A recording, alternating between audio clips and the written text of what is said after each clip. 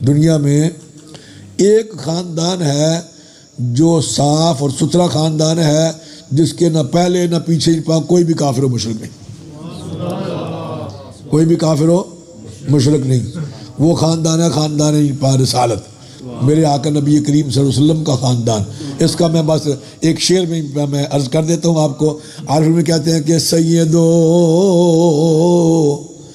سرور محمد نور جاں، سیدو سرور محمد نور جاں، بہتر و بہتر شفیع مجرمان، بہترین و بہترین انبیاء جز محمد نیست در ارض و سما، اسم نورو جسم نورو جان نور، اور یہ ذکر نورو فکر نورو عرفان نور۔ اب آ گیا وہ شعر، دست نورو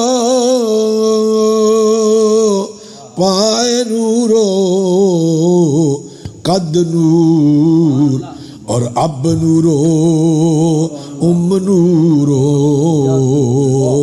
جد نور۔